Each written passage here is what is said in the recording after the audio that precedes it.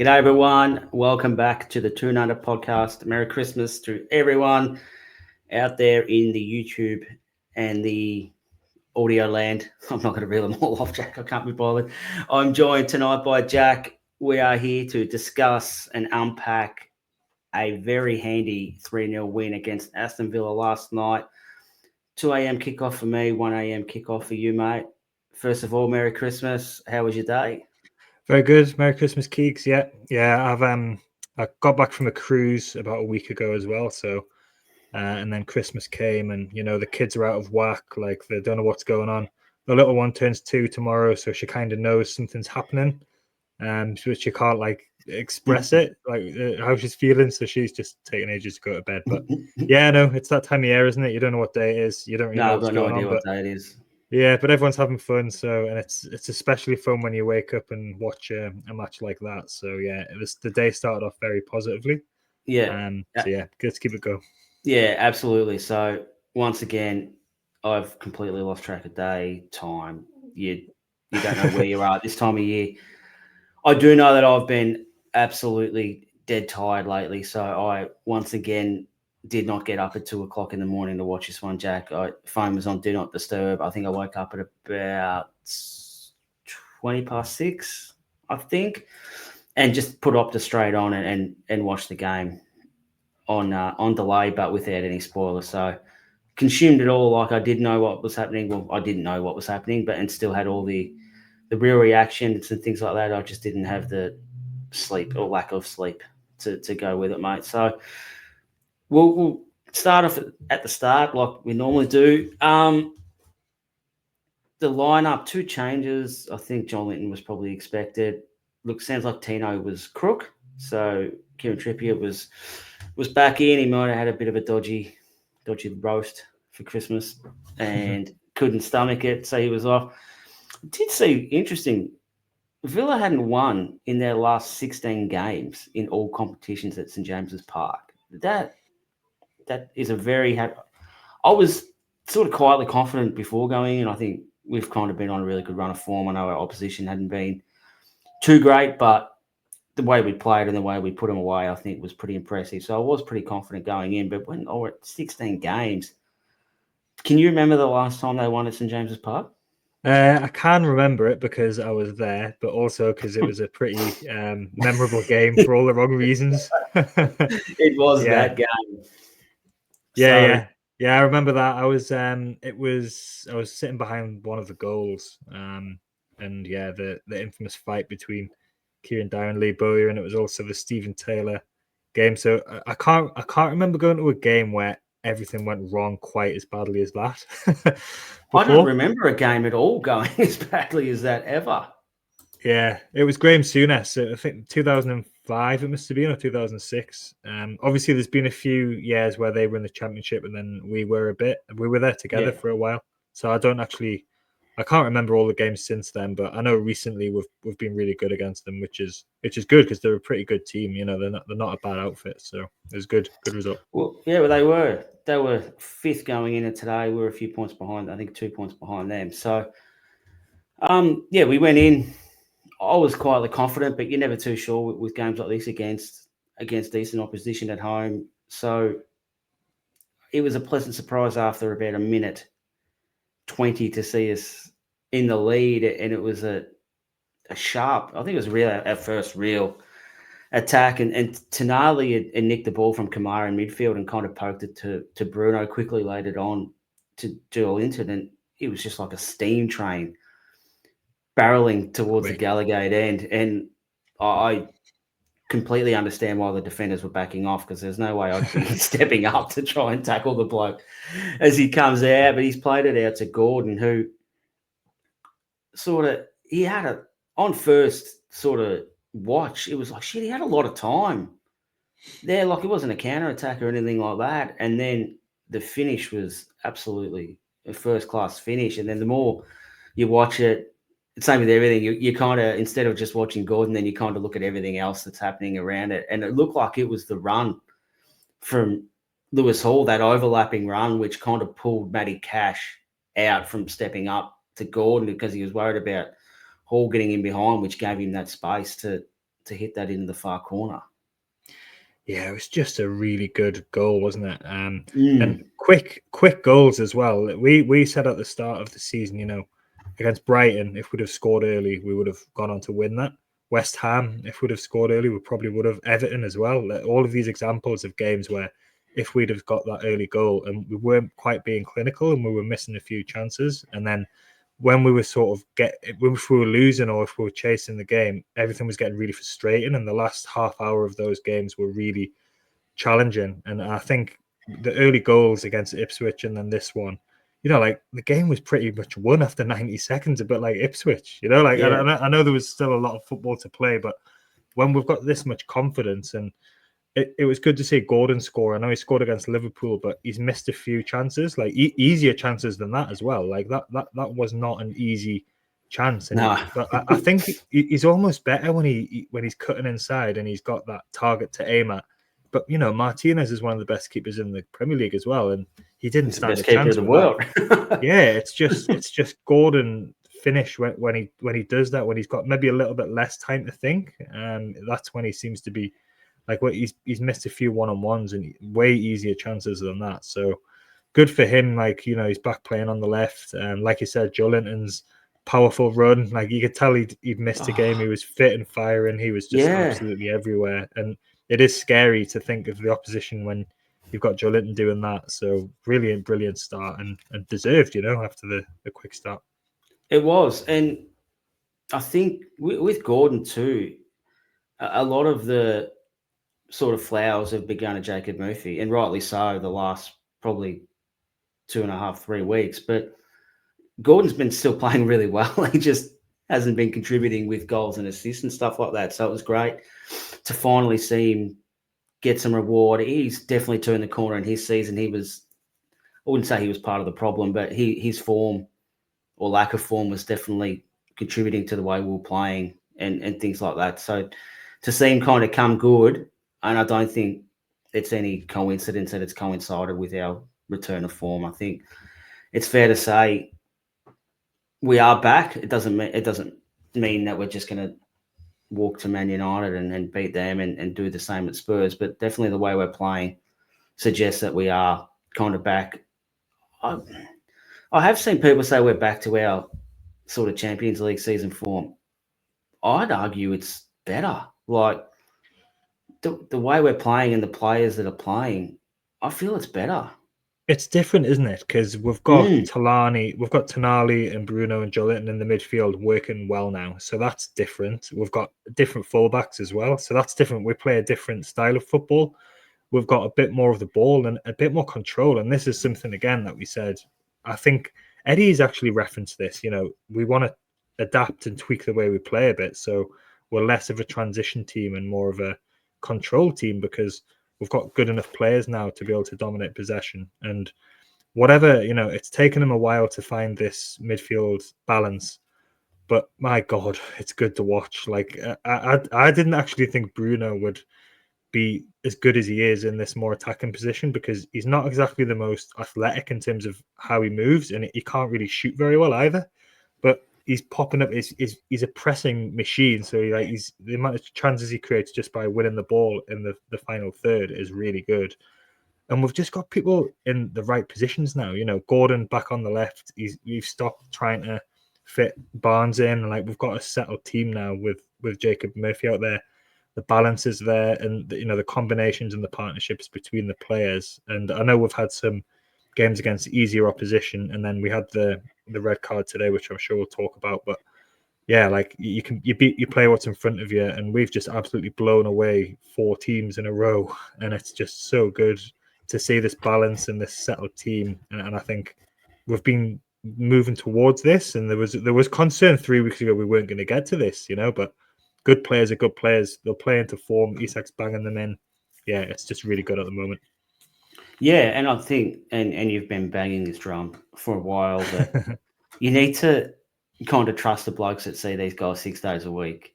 And I'm not sure what time they probably get to the training ground. Depends on what day it is and the schedule and stuff like that. I'm tipping most blokes are in about by 9 o'clock. Some guys might be a bit earlier for treatment, things like that. But these guys are here like the coaches are there from 6 o'clock, so they're analysing, they're watching everything. Like if they can't figure this out, then they probably deserve to not have a job, because the amount of hours they put in, and for them not to find a solution, then maybe it is too hard for them and stuff. But they have, and whether it was a confidence thing or it was just going to be a time thing, it might be a combination of both. I don't know, maybe one day we'll find out, but the fact that it's all working now, and like our good players are looking like world-class players. Like you said, the opposition is, I think, and circumstance, you sort of do have to factor that in a little bit, but it's still the fact that Man City have still got world-class players and they're not playing like this at the moment. So I think confidence is a really big thing, but like Isak's a world-class player at the moment. Yeah. Bruno's playing like a world-class player. Tonali's playing like a world-class player. I'd say Lewis Hall's playing like a world-class left back as well. Like and Gordon, I don't think he's at the levels of last year. I think last year he was at one of the best wingers in the world, but he hasn't at that level this year. But I reckon he's just below that standard at the moment, which is still a pretty good level. And Joel Linton's probably coming up to that level too. Like we've got a lot of our key players who are playing. Are they playing above their level, or is this their level now, do you think? I think Jacob Murphy's play. He's in a Miggy style purple patch at the moment, so that he's playing above his level, definitely. Yeah. But he's got a good combination with Isak though. Like Isak they understand each other, how each other play, and you can see that the amount of goals he's laid on for him. And Murphy like gets in good goal scoring positions. When he's playing against better teams, like he doesn't look as good because players are better at marking him and getting him out of the game. But even today, he didn't play that well in the first half, but he still got an assist and he hit the bar again because he always hits the woodwork. Yeah. But I don't think Gordon was fit really earlier in the season, and I think he said that, and it's kind of like echoes of when he first joined as well. He wasn't fit, and that no preseason, no preseason, and then he played so much football over the last 12 months, and then he went away to the Euros and didn't get a kick. But I think like I'm not going to do a "I told you so" sort of thing because I didn't think we were going to be this good, but I did know we were going to get better. Like we weren't going to be as bad as that. No, like we weren't going to never score a goal again, and I think you can even add Liverpool into this run because that first half against Liverpool was absolutely brilliant performance, and then we went to Brentford. We actually played pretty well in the first half at Brentford as well, but then we just collapsed in the second half. But yeah, like I think if you look at the history of when we've actually gone through bad runs of form before, because it has happened 3 times previously where we've struggled a bit. And it happened again this season, but Eddie always finds answers and he always finds solutions to problems. And he's got better players now. Tonali's bedded in, and he's got 2 good young fullbacks now as well. So he's had to tweak and adapt the way we play a bit because we are a different team now to when Trippier and Miggy were there, and when Dan Burn was out left back. But these things take time. You're not going to land on the perfect solution straight away. And I think things have clicked now, and it's nice compared to what happened last December, where the wheels started coming off in pretty spectacular fashion. We didn't have they were gone. Yeah. They were bouncing down the road. They were dead. Like they were wrecked. Like we had the midfield of Longstaff, Bruno, and Lewis Miley playing for like 8 weeks, and we didn't have any players to bring on as well. And there was still 20 games in 8 weeks. So there was this time last season. This time exactly 1 year ago was the Forest game, and that was I think it was like the 10th game in 30 days. We've been playing games every 3 days. Most of them have been against really strong opposition as well. And we had the defeat to Luton, and then there was the Dortmund and the Bournemouth results a bit earlier in November, early December. Yeah, so it's such a contrast now, and yeah, I'm not surprised that we've picked up, but I didn't think we'd pick up this spectacularly. But yeah, I think I always just had faith that we were going to get better, and it's good to see that we have. And we'll wait till the next defeat, and we'll hear the same nonsense come out from people. It was no good.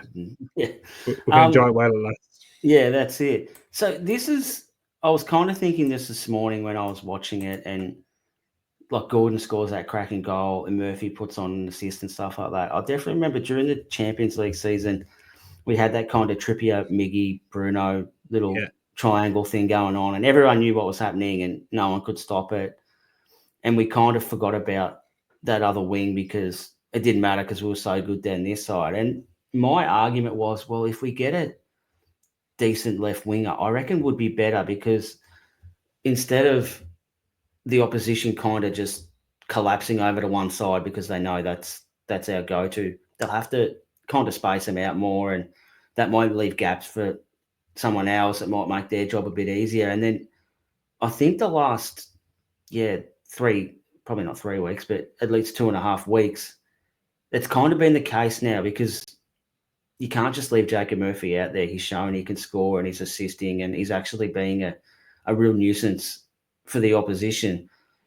But then you've got Murphy, and I think this is what's contributing to Isaac's little purple patch at the moment is you don't know where the threat's coming from. So therefore, it's hard to defend sort of because it's the unpredictability of it all makes it really hard to defend. And I think that's what's making it so potent at the moment. Now you've got Bruno all of a sudden. You've got another problem coming through the middle because he wasn't a problem 2 months ago, really. Like now you've got an issue on the right, you've got an issue on the left, you've got an issue in the middle. Now you've got another issue that's coming in behind him. And I think that this is why we're sort of seeing the results we are, because we've got so many different threats now that opposition have to worry about.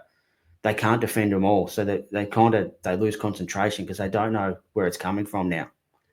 Yeah, and there was a lot of the game where we were just building up because we could afford to do this because we were winning, but Burn and Schar were building up. They were looking for the right pass. And then the second goal is a good example where it came into Bruno. And because he's a bit more advanced now and he's got that vision, he just played a lovely ball through for Murphy. The touch was perfect, wasn't it? It was just a really good through pass from Bruno. And then Murphy was there. And then, Murphy loves passing the ball to Isak, even when he shouldn't. Like when Isak scored that offside goal, Murphy should have just probably had a shot there. Yeah. You wanted to give Isak the goal again. Yeah. He's too unselfish. Yeah. But yeah, you're right. You're absolutely right. There's threats from everywhere. And even if teams want to do like a low block, which Villa did really for most of this game because they were down to 10 men, you can't really let Bruno and Tonali and Joe Linton have the ball too close to the goal because, they can shoot as well. Tonali can shoot from that distance as he showed against Brentford. And then we've got the different threat with Lewis Hall and Gordon building up a nice relationship on the left as well. So we've just got people in the right positions now and people are full of confidence. And Isak was dropping deep and, the defenders don't know whether to come with him or it's just it's confidence as well, isn't it? And players playing well with those combinations. And we look like a really dangerous team all of a sudden. Yeah. And Villa just didn't really have an answer for it today. No, they didn't. And let's get to the reason why they might not have had an answer for it. So it was I think it was 32 minutes. I think I wrote down on my phone. What seemed, I'll say live because technically it wasn't live, but I was watching it as if I didn't know what had happened. It looked like Schar had he just beat Duran to the ball and sort of had a sliding tackle, put the ball out. No worries at all. And then Dubravka come kind of charging over and then Joel Linton. I'm like, what? Nah, that there was nothing wrong with that. And then the kind of replay started happening. And this isn't black and white. I straight away I thought that's a red card. Like he stood on his back, and it was, in my opinion, rightly given. And I would have said exactly the same if that was a Newcastle player standing on someone else's back. It's not a thing like that. I actually can't believe some of the outrage that I'd seen about it on Twitter, like after I'd finished watching the game and stuff like that. What did you think of it? I thought Schar had pulled his hamstring or something at first because you couldn't see live that what had actually happened. No, it just looked like it was a sliding tackle. He put the ball out. Well done, beat him to it. And then when all of the players started running toward, you knew that something had happened, and it was actually good to see our players do that because they haven't done that a lot sometimes recently. There's even been penalty appeals Like there was one for Gordon last week where he was nudged in the back when he was in the penalty area, and he went down. And you need your players, even if if there's any chance that you might get a decision, you need to be asking the ref for it. So you could tell that something had happened with that challenge because of the outrage of the Newcastle players, and it was more than just one of them. Like I said, Dan Burn was in there as well. So when you look at the replay, I don't know if it quite passes the test of if it was a Newcastle player. Like it didn't look like there was a massive amount of forceful contact, but it was reckless. Like you can't stand on someone's back with your studs. Yeah. So you got to ask, could he have avoided doing that? And he could. He could have put his foot elsewhere. I think it looks like he moves the foot. Yeah, it looks like foot over his back to put it down. And Schar just moved his head out of the way as well, so he could have kicked him in the head. I think Duran was annoyed after that free kick where he wanted to take it and they wouldn't let him take it. And he's a bit hot-headed. Like he's a young player, and I think there's been plenty of reporting about he's just a bit sort of hot-headed and immature. And I think he was annoyed about not being given that free kick, and he sort of he wasn't getting much change out of the defenders who were playing really well. So I think he just thought he'll just leave something on him, and he was frustrated. So I think once the ref's given a red card, they're not going to change that. You can't say it was a really bad decision and they'll get an appeal and they'll win it and stuff because he stood on his back, and you can't do that in football. So I don't think you can have too many complaints about it. No, and it was you can say, did it change the game? It obviously changed the game, but it's not like they were on top before. I think we were still clearly the better team before that happened. I don't think all of a sudden the momentum swung towards us, and that helped us win the game. I think 11v11, we probably still would have went on and won the game. That's what I reckon. Yeah, Villa but I still think it was a red card. Yeah, they were a pretty good team, Villa, and they did have a bit of the ball after we'd scored. But I think we were still in control of things. They weren't creating chances. I think there was a graphic in the second half. I don't know what the final stats were, but they only had 3 shots and 1 on target. So and one was the one that the free kick that Dubravka saved in the first half, and I think that was before the red card anyway. Yeah. So they weren't really challenging as much, and they were off the back of 4 away defeats as well. I know they've beaten Man City and they've been doing well in the Champions League, but yeah, they're a good team. But I think the early goal rattled them a bit, and I think we were still favourites to go on and win. You can never tell what's going to happen, but just because a team goes down to 10 men as well that's not always. No, I've just got we all remember what happened against Liverpool. So this is what, ever since that red card, and the longer it went, the more prevalent that come to mind. I'm thinking, and then Ollie Watkins come on after halftime. He's obviously a great player too, so they've got that threat up front again. And I was just, oh god, this is going to be a nightmare. And then there was handballs, there was hit the post and offside, and I'm like, oh god, can we just get one more just to put this away? This is doing my head in. And thankfully, like we spoke about it did come, and Bruno found a wonderful pass for Jacob Murphy to run onto and square it to Isak, who put the ball in the back of the net and kind of gave. It's impressive though that what we did, because everyone remembers that Liverpool game, and everyone on the pitch remembers it because they were pretty much all playing. It's probably except for Tonali and Hall. It's. I think about that most days. That game, it was so devastating, and you do fear that when you're playing a decent team and when you've got an extra man, especially because there has been times this season when we've struggled to score goals as well. We've been creating chances, and like you said, we were missing chances, and we desperately needed that second goal. So, and even when we got the second, I still felt like we desperately needed the third goal just to really wrap it up. Because I even got worried when Ross Barkley came on. I think he scored 1 or 2 against us before, but did he score last year at Luton? I reckon he did. I think it was Townsend. Maybe I can't remember. It was him or Townsend. But no, he scored against us at St James's and he played really well for Luton in that 4-4 game. I think Ross Barkley. So it's just the nature of being a football fan, isn't it? But it was really encouraging how professional we were, and we went and got that really good second goal, and then there wasn't really any doubt after that, and we could have. And I was just thinking, let's just score more goals because we need to get the goal difference improved as well. We've We got should some have too. we've got some catching up to do there, but all of the games we've played lately, we've left a few goals out there still as well. Like we Yeah. could and should have scored more goals. So yeah, but it wasn't really in doubt. But yeah, that it's PTSD from that Liverpool game. That I think It is. until we beat Liverpool, maybe Yeah. somehow, some way, that's gonna still be there. It's straight. I'd love to hear if anyone has got what's their PTSD game, because like we watch the game, we watch all the games. I'm sure everyone listening and watching watches all the games too.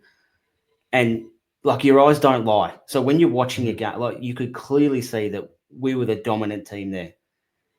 And it doesn't matter how much your eyes tell you we're on top, there's this thing in the back of your mind. Like, so for me and you, it's 10 men, we're at home. Oh, we need another one. We need another. So if anyone, I'd love to hear what your PTSD game is that still gives you flashbacks, no matter what the result is in the game that you're watching and how well we're going.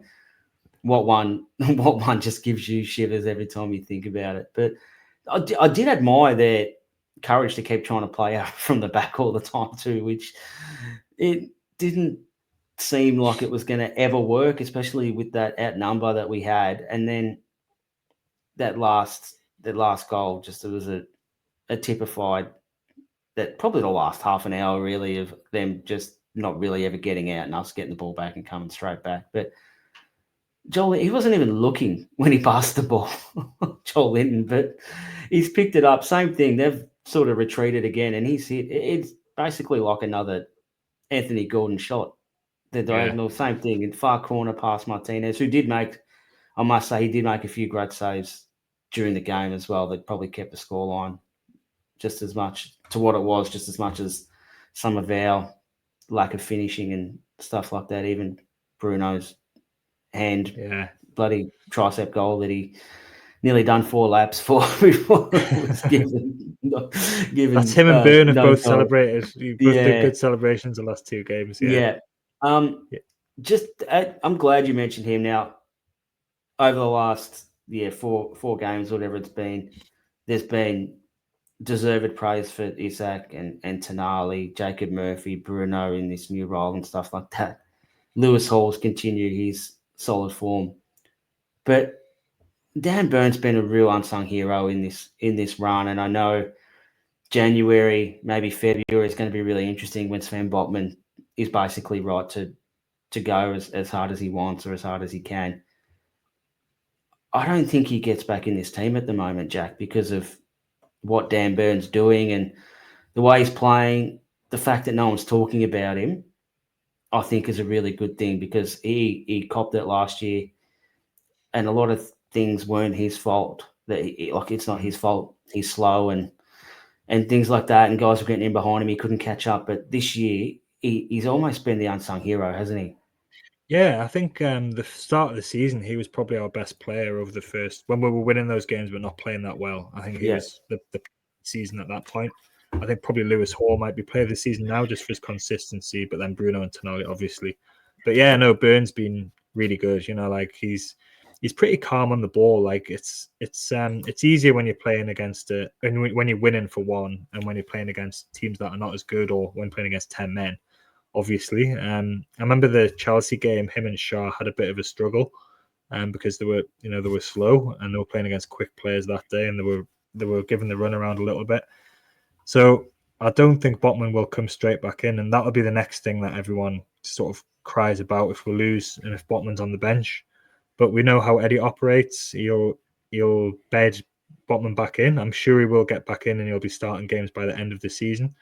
But Byrne's got this shirt at the moment, and it might take us to get beaten for him to come out. But I can't really imagine a Newcastle team without Dan Byrne at the moment. He's been ever present since we bought him. He's not going to go back to left back instead of Lewis Hall, so it probably is between him and Botman for that left-sided centre back position. Fabian Schar's not getting any younger as well, so he might pick up an injury or suspension. You could potentially have Byrne and Botman in there together. But it would be nice to have Botman back, and it's just more options. But yeah, absolutely, Byrne has been really good this season. I was disappointed from last week when he did his big knee slide and the goal Yeah. disallowed. But I can't imagine he ever thought he was going to be offside, scoring an offside goal in the last minute of a game where we were winning 4-0. There you go. Here we are. But wrapped up a nice 3-0 win, which I believe is the first time in Premier League history that we've won 3 games in a row by over 3 goals, which is crazy when you think about some of the helter-skelter games we played in the 90s and stuff like that. So to have that's a really good thing as well. We're up to 5th at the moment, which is massive, and there were a lot of glass half empty kind of people when we were around that sort of 12th, 13th, wherever we were after the Brentford game. But I guess, and I did say, like, it's really hard, like, apart from maybe Southampton, there doesn't seem to be a real easy game in the league at the moment. It's probably as even as I can even remember in terms of just there's so many good teams who can beat you on any given day. So I think that kind of helped us in a way because we weren't that far away from sort of them European places that I think what we're all aspiring to get to come the end of the season. So the fact that we are 5th at the moment, and it's really good now. We said after that Leicester game that the next 3 games are going to be massive and could potentially decide our season, because if we can get to Villa, which we've done, thank God, and we've sort of jumped them now. Now we've got 2 games against 2 teams who aren't really going great at the moment. They're still really good teams. I know Spurs have got a few injuries. I obviously follow them probably as close as anyone else in the league, given Ange and what Ange sort of means to us Aussies, and watching his journey from a long time. He's coaching one of my mates in the Australian under-17s team. So this is how long, and he's my age now. So I've been sort of following him for well over 20 years. So to see where he is now, always keep an eye on how Spurs are going and stuff like that. Now, they're the second one. Our first one's Man United, Jack. Now, this is, I guess, unfamiliar territory, not just for them, but I guess for everyone who's kind of followed the Premier League for as long as we have, to see them in the position where they are at the moment. And it seems like we're just going to go there and win. And it's easier said than done. We've beaten them once in the league at Old Trafford since 1972. Now, do you remember that game too? I do. I was at that game. That was the only. Yeah, I was. I've been to 2 games at Old Trafford. That for Newcastle against Man U, we drew one and at 0-0, and we won that one. So yeah, it's they're shit. They really are. Like for quite a while, like under Ten Hag, like we caught them just at the wrong time in that cup final, because that was the one good run of form they had really under Eric Ten Hag, and then they're just a mess. Like the club from top to bottom is a complete shambles. Really, the players are not very good.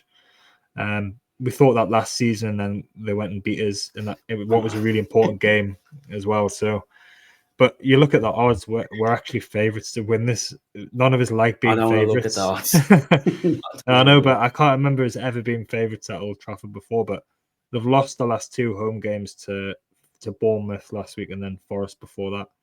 They're just not very good. Like, if we are anywhere near our best, we should win this comfortably, which is very...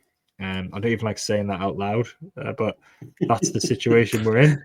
We're quite a few points ahead of them as well now at the moment, and they've got a new manager trying to do new things. But I think for us, the Leicester game and the Ipswich game came at a good time, because it's helped us get that confidence back. I think the Liverpool game actually got started us getting the confidence back. I know we had Brentford after that, but we've started scoring goals again, from Liverpool. So I think we're going into this game at Man U and Spurs on a really good bit of form and confidence. And if we can get 4 points from these 2 games, you can't knock that performance over the last few weeks. So big one.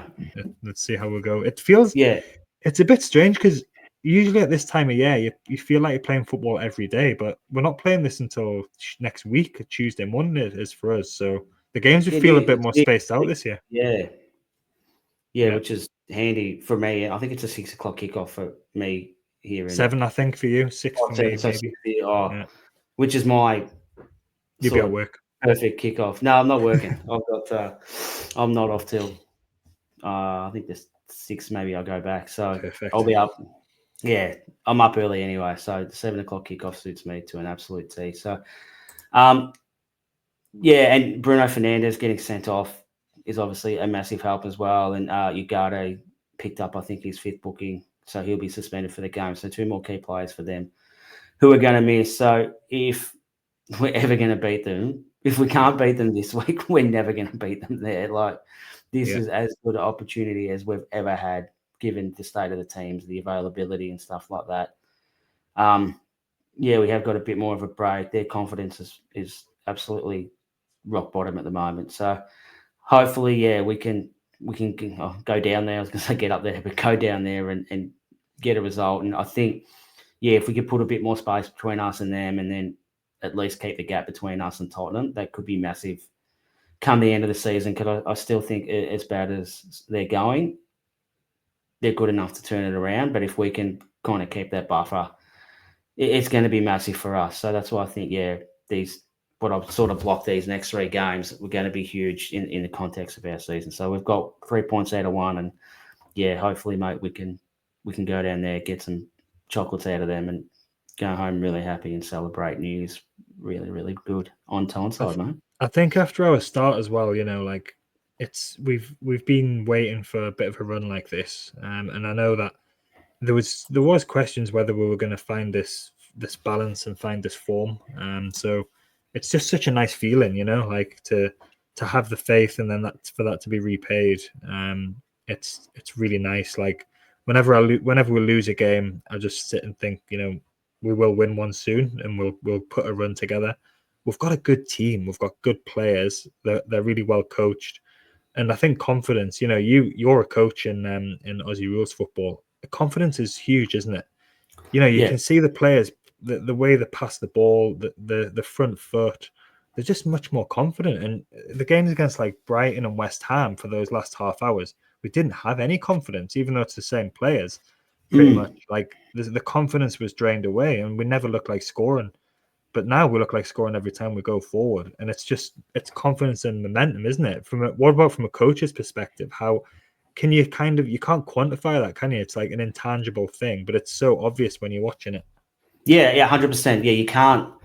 There's not some magic drill you can do on the training track that sort of gives everyone confidence and things like that. You can do things that maybe might try and lift a spirit and get a few laughs and smiles and stuff like that. But in terms of confidence, it's just I think you get confidence out of sort of training something and then putting it in action in a game, seeing it works, and then you kind of go, okay, here we are. Like we had a game this year against a team. I think we were about 45 points down at 3/4 time. Had a bit of it coming home with a bit of a wind. They were one spot above us on the ladder, and we kind of went, we'd rather lose by 100 points trying to win than just kind of keep going the way we're going. And we just, the instruction was just take the handbrake off. Stop trying to be sort of safe in that. Just have a crack at it. And we lost.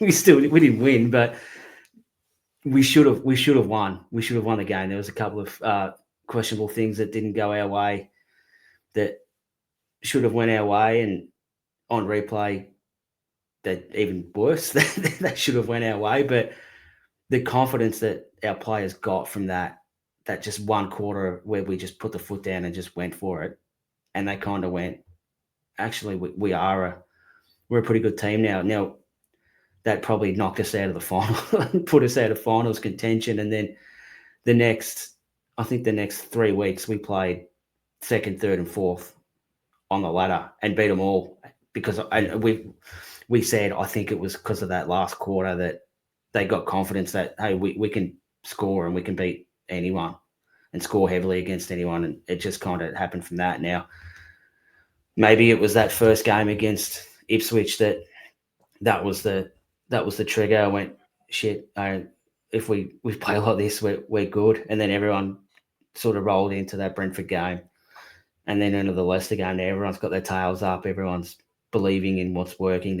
They've been working, obviously, on that midfield combination on the training pitch and stuff like that. Now they've actually put it into practice against real teams and in a real game scenario, and it's working. And I think they've just sort of, all right, we're on here. This works, and we know it works because we've seen it work. I think Liverpool was the one where we played really well, and then I think, even though we'd done so well, we were still losing, and we got that goal, which was really important. We didn't lose the game; it felt like a win, but we knew that we could raise our game against top teams because we'd done that earlier this season. We beat Arsenal and drew with Man City before they went to shit as well.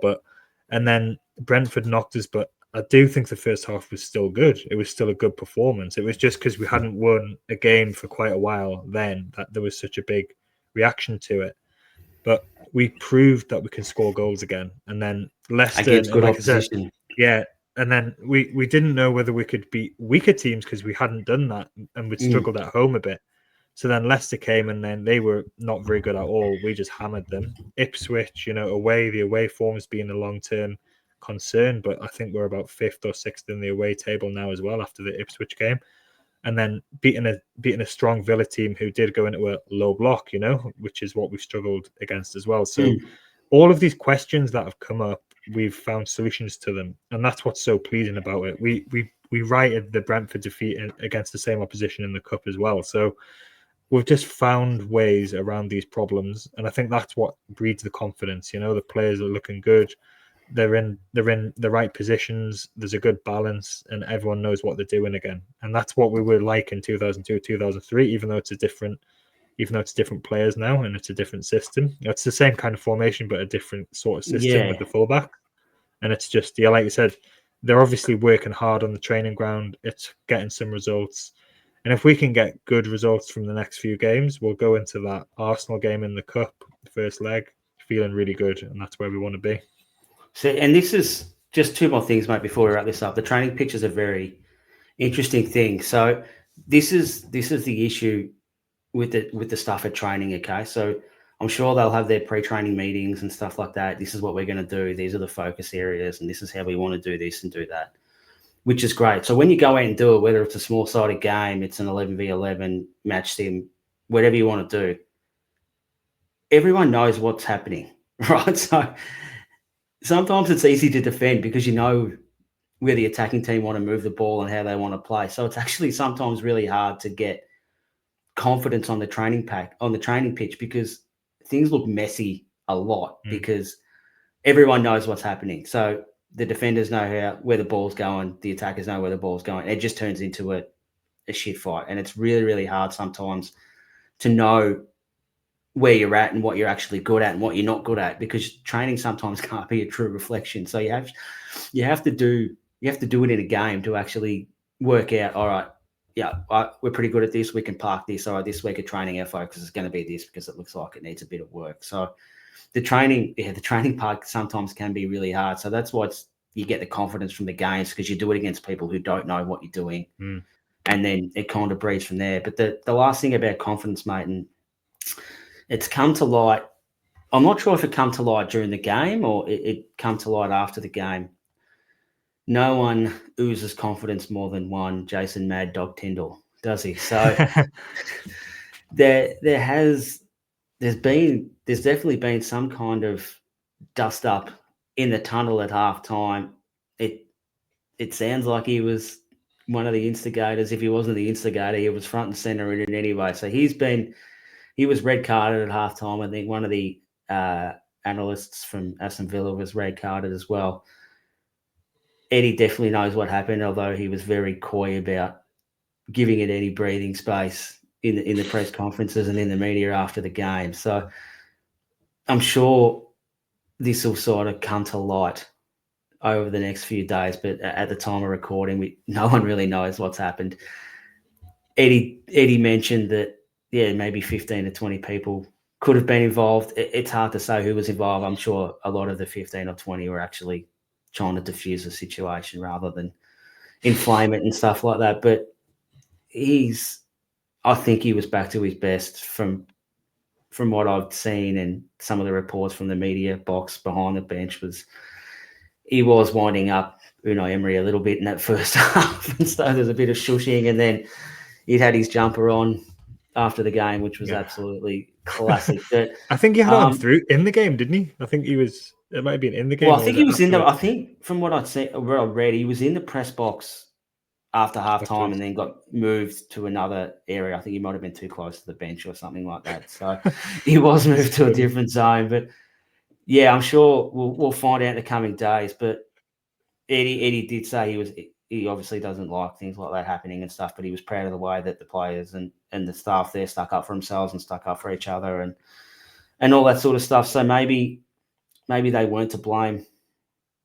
Maybe they weren't or maybe not to blame. They might have been to blame, but maybe they weren't the instigators and stuff like that. They were all just sticking up for each other, and I'm sure one Jay Tyndall would have been front and center in any kind of shenanigans. I hope that they've got.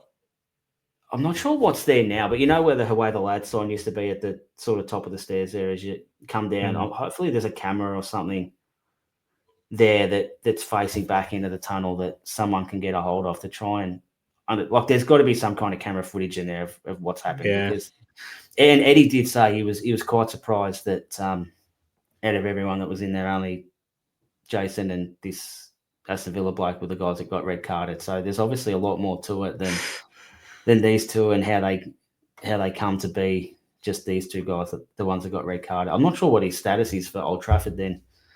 I don't know. From a red card.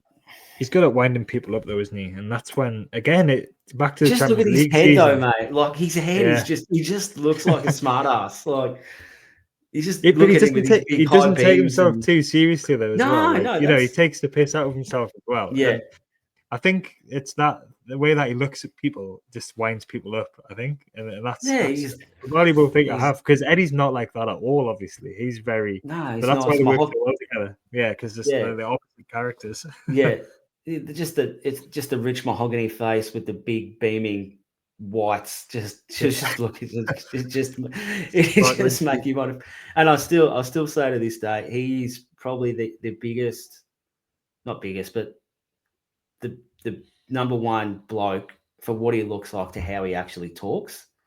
Like when you look at him and then you hear it, like, mate, are you putting a voice on? Like he just looks nothing. He talks nothing like he looks, which is still cracks me up every time I see a video of him and stuff like that. So stay tuned for that. It just adds a little bit more spice every time we play Aston Villa, Arsenal's, Liverpool's, and things like that. There always seems to be a little bit of niggle on the touchline, and there's always one bloke who seems to be in the middle of it all, which is fantastic. So, yeah, we'll stay tuned from that. That might wrap us up, mate. Thanks, everyone, for watching and listening. Don't forget, chuck your PTSD game in the comments. I'd love to see what one yours is and what one gives you grief and all that. But, Jack, thanks for jumping on, mate. If I don't see you, Happy New Year to you and all your family, and same to everyone else who's watching. I'm not sure if anyone will be in a state to put a podcast out New Year's Eve. We might pump one out straight after the game because it'll be in the morning. A lot of people won't be working, so we might see one there. But if we don't, thank you everyone for all your support during the year. It's been absolutely tremendous. It still blows my mind. Some people coming up to us in Melbourne, mate, and I was saying they would listen to the podcast and stuff like that. It still cracks me up, and it's mental that people actually enjoy what we do and listen to us ramble on and stuff. But from the bottom of my heart, thank you everyone for your support. And we love doing what we're doing. So hopefully you do too. So Jack, once again, mate, thanks for your time. Happy New Year. And we'll see everyone next time. All the best, gigs. See ya.